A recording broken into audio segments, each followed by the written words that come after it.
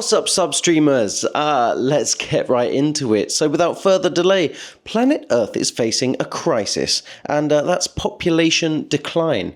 So in some more developed countries, birth rate is going down, populations are getting older, and it's causing a lot of social issues, and none more so than in Japan, where the Prime Minister, Fumio Kishida, says now is a now or never moment in their history to find a solution. Well, I'm very happy to announce that they may have found a solution. At least they're trying. So a government-sponsored, funded application for love, basically the Tinder of Tokyo, has hit the market or the app stores, and this is what they say. Tokyo government dating app helps residents get laid to avoid population collapse. Well, actually, that's the headline I read, and I mean, it's a humorous oversimplification of what's going on here. So what do you need to know about the Tinder of Tokyo? I've put a little fact file together. It's pay to play. It's not actually free. You must prove that you're legally single. You need to sign a letter confirming your willingness to get married. So basically not using it as a hookup app or to enjoy single life. You must also submit a tax certificate slip to prove your annual income, which I think is quite interesting. There's actually more than 15 different personal identifiers that you need to give to the app. That's your height, weight, educational background, occupation, and more. And after you've done all of that, you even have to do an interview with an operator from the app. I mean, that's a lot of hurdles to go through. And they say they're trying to make it easier for people to meet, get married, have children. They're still making it so hard. Oh, I feel so bad for the Japanese. They're being introduced to a solution that overcomplicates things. And actually, Tokyo's already spent over $3 million on this app and its development and advertising. Well, I have a quote here.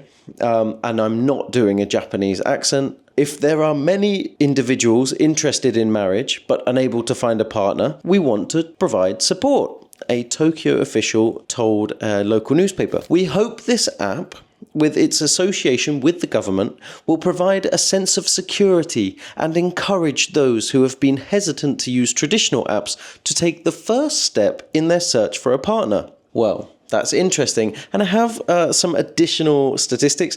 70% of single Japanese reportedly want to get married, but they are not going to events, not using apps to look for a partner. Essentially, they're very passive. I believe that's part of the culture. It's a very passive, not active way of looking for love, and that could be part of why the birth rate is falling. Now, according to the AFP, the app is intended to give a gentle push to the 70% of people who do want to get married.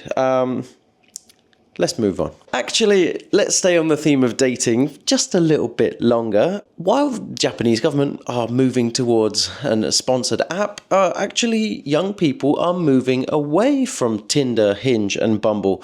Their popularity is going down, and that's a good thing because, as I've reported on this channel, they are algorithmically designed to keep you on the apps and not help you find love. Think about that. For a dating app to be successful, its success is keeping you as a paying subscriber and user on their app, not in helping you find love.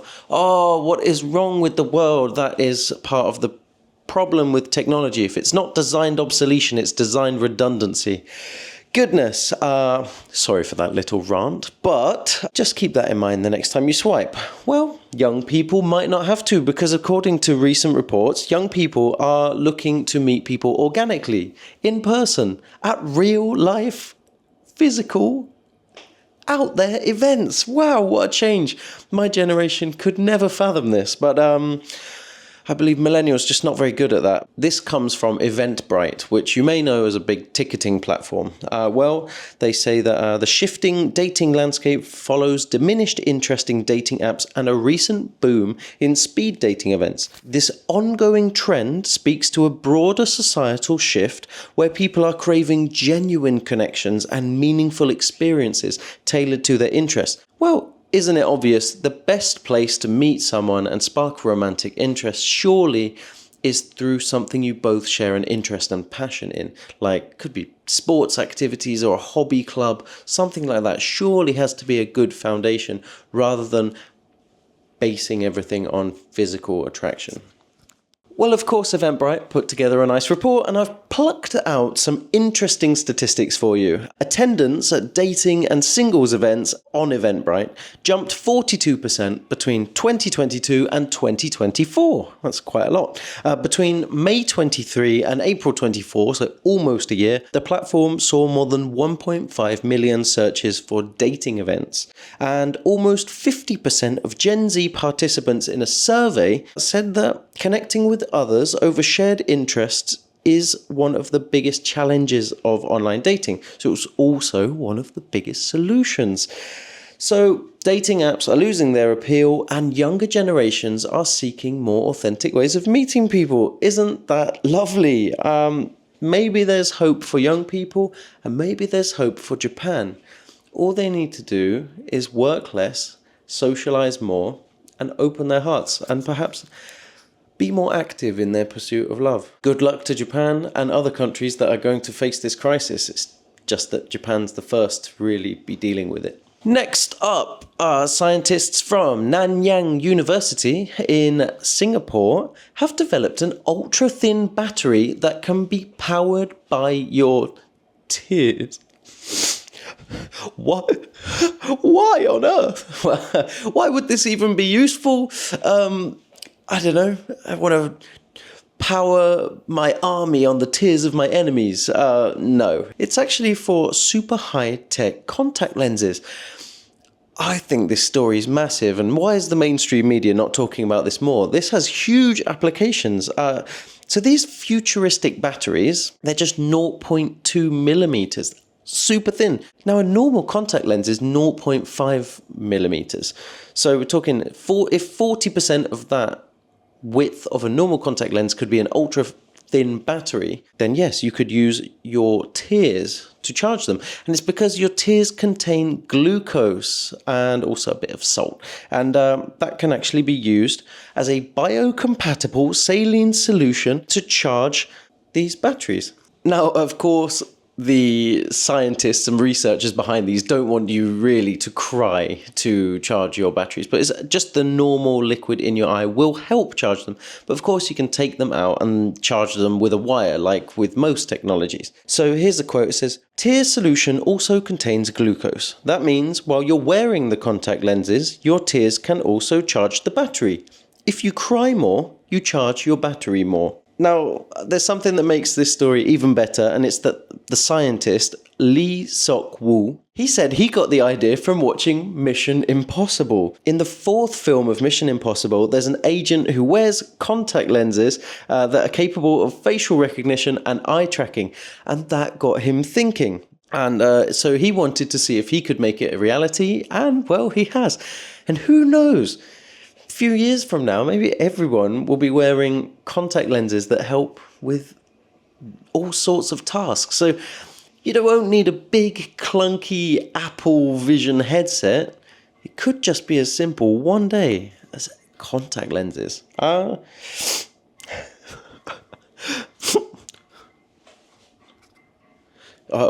got a pair already, actually.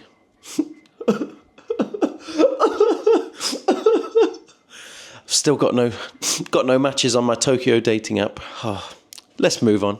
Right, McDonald's lovers. We've got a double story for you. Do you want the good news first or the bad news first? I'm going to go with the good news. Let's go. McDonald's now has its own McMetaverse. Yes, and this is being debuted in Singapore and in a collaboration with Bandwagon Labs. It's called My Happy Place, and it lets customers build virtual burgers, play multiplayer games, and earn Web3 rewards. So according to the announcement, McDonald's has full control over the app and Web3 features, and it's just a trial run in Singapore for 1 month. That's it. They're starting with 1 month and then they're going to see. I think this is quite exciting. When big brands enter Web3 and partner with good innovators and put a lot of funds into it, you can get some pretty good returns. And Nike, Adidas, they've done a lot of good in Web3. So have many other brands. So I'm excited to see what McDonald's can do. Now for the bad news. Oh, McDonald's has lost a legal battle. So McDonald's is losing some of its European patents, and that's thanks to an Irish burger chain called Supermacs, which took the giant to court over the use of the term Big Mac. What are the facts? Well, let me tell you. McDonald's registered the Big Mac trademark for meat and chicken dishes back in 1996 across the EU. Now, Supermacs challenged that patent in 2017, claiming that McDonald's was not making a genuine use of the name, and they were just holding that patent as a way to bully the competition. So in 2019, the EU Intellectual Property Office said that Supermacs could also use the Big Mac term. That wasn't enough for Supermacs. Oh no. So they said, no. We're going to appeal this decision and take it further. And they claimed that by McDonald's holding the Big Mac term but not fully using it, they were blocking Supermac's expansion into Europe and the UK. Now, in 2024, this is the news now, the European Court of Justice ruled in favour of Supermacs and says that McDonald's can no longer use the Big Mac brand for chicken burgers. That's the news. But I think this is quite big news. What does this mean for the future of patents? Why would you take out a patent and protect your IP if some court is going to tell you no later, 30 years later? What's the point? I'm really stunned by this news. Now, as much as I don't want the big guy to win, and, you know, we all love an underdog story, this kind of undermines the whole point of patents, right? Am I wrong? Do you know more about patents and patented technology and intellectual property than me? Please let me know if I'm misunderstanding this story. In the comments, let me know.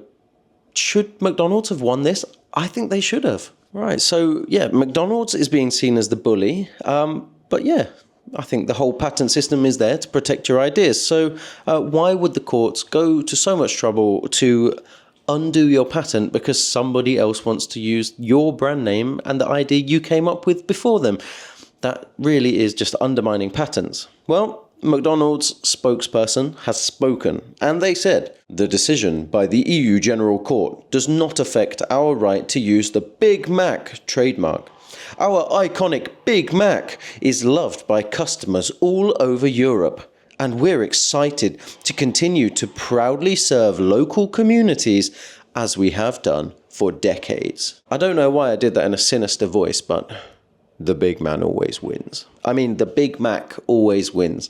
Let's move on. Now, it's hard to argue against the fact that diamonds are beautiful, but they're problematic. They just have so many ethical considerations that come along with them. Now, you don't really think about that when you look at your diamonds, if you have any, if you're fortunate enough to have some. But it's true. There's a lot of human exploitation and child slavery and environmental damage and destabilizing of emerging nations that all comes into play. And that's why you have terms like blood diamonds. If you haven't seen the movie, I encourage you to. It will help you see diamonds in a whole new light. Well, just mining diamonds creates so many issues. So what if there was another way, an alternative? Well, there is. There is. The diamond trade is coming to an end. Actually, faster than you'd think. We can grow diamonds in a lab. That's a bit of a misunderstanding of the technology because there's no petri dish. It's not a chemical formula that grows the diamonds. They replicate the situation that's needed to create diamonds with high heat and high pressure, and they do it in a lab. And those diamonds are equally beautiful and stunning, but they don't come with all of the guilt. And that's why they're growing in popularity. And actually, diamond prices are down 30% in 2 years. While, on the other hand, in the US, wow, where lab-grown diamonds are 85% cheaper than real diamonds, half of engagement rings stones are now lab-grown. up from 2% just 6 years ago. Isn't that incredible? So the demand for scientifically reproduced diamonds is pretty quickly outgrowing diamonds. Even in China, which is the world's #1 market for diamonds, the demand is dropping fast. I think in 10 years, the diamond trade's going to be done. Diamond mines will be shut. People won't want them anymore. This is not a bad thing. I see this as good news. So let's move on. Oh, I've got a dilemma for you. You're going to need to go to the comments and tell me what you think about this story at the end after I've told you. But, this is going to be contentious. You ready? Okay, let's go. So the Letten After School Care Centre in Bermensdorf, Switzerland, is caught in a scandal. There's a couple of twists and turns here. The first thing is they put GPS tracking wristbands on all of their students, unless the parents specifically opted out. This allows them to remotely monitor students and get an alert if they leave the school grounds. The bracelets also contain food allergy and health information about the students so that the school cafeteria or the teachers can easily access that information. That's good, right? I don't have any issue with any of that. I can see how people might not like the GPS tracking of the students, but some parents think it's an added layer of protection that may help their education. And if it keeps them at school instead of running out, it's not such a bad thing. Here comes the but. And this is the first big twist. Well, the head of the education centre is called Joel Geiger. And as well as being the head of the education centre, he has a tech startup called Companion. And it is the developer and designer of these wristbands. Conflict of interest much? So in effect, he's using the students at the school as free guinea pigs to test his own tech invention. That's a big ethical dilemma, right? Some people are more concerned about GPS tracking students and keeping them at school like a prisoner, but I can tell you, schools are prisons and you are subject to their educational system. A bracelet doesn't change that. And if a student really wants to leave the school grounds, they're just going to take the bracelet off. It's not a tag. It's not fixed to their body like a piercing. It is a removable bracelet. So the big issue here is a tech guy has infiltrated a school to use students as free guinea pigs for his technology. Oh, this should be bigger news. Why is no one talking about how awful this is? But let me know in the comments. Do you think he's a creative genius, an evil mastermind? Do you think he's just using the situation presented to him? Now, the thing I don't know, and this would be the great final twist, is what came first. Did he work in the school and then make the wristbands? Or did he make the wristbands and then get the job at the school? Because if it was the latter, the controversy, be spicy. Right, let's move on. Let's go to the next story. Okay, I'm not quite sure what the demographics are of our channel quite yet, but we're still growing. But Gen Z, you youngsters, you're gonna hate this. And boomers, and I know there's some boomers here. If you don't like the term, I'm sorry, old people. You're gonna love this one. So, despite how much time young people spend on their phones, and it's a lot, it's a well-known paradox that young people actually hate answering the phone. They hate talking on the phone. They like sending voice notes, receiving voice notes, video calls and FaceTimes are fine, but voice calls, for some reason, are no good. They're not popular, and actually people are afraid of them. It causes real discomfort and anxiety, the thought not only of receiving a phone call from an unknown person, but having to make one. So cold calling is just a no-go for Gen Zs. I mean, I'm 31 and I don't like answering the phone to a number that I don't know. And if I do know the number, I'm still not 100% sure I want to talk to them. Why didn't they just send me a message? Cold calling is a boomer sport. And for youngsters, it just creates something called telephonophobia. I think that's a new word, but I like it. So young people at work, Gen Zs in the office, are putting their phones on do not disturb mode so they don't even get a notification for phone calls. Wow, I love it. I'm going to start doing that. So what's the solution? Well, this is the news. This is what I absolutely love and why I had to include this story. So because of corporate telephonophobia, there's now a new position like telephone consultants. And there's one lady, she's called the Phone Lady. Great name, Mary Jane Copps, and she charges $3,000 a day or $195 per hour for individual sessions to come and do training in the workplace to help Gen Z and some millennials to feel more comfortable and confident taking and sending phone calls. Wow, this lady has jumped onto such a genius idea. If anyone out there is thinking, how can I work remotely and make money? What kind of business idea could I do? There's one right there. There's only one Mary Jane Hobbs. You could be the next one. Why not? That's a great idea. It's a good business idea. Whew. Well, she's got a quote here. It says, I've started getting questions in workshops that surprise me, like, how do I end a phone call? Things that to many of us seem obvious are no longer obvious. Oh, wow. I love it. And I'm afraid that's it for this week. I've really enjoyed this video. And this is actually my last video from my apartment. I'm moving home tomorrow. So the next video will be a new location, perhaps my new apartment. Perhaps I'll go out somewhere nice, well lit and beautiful.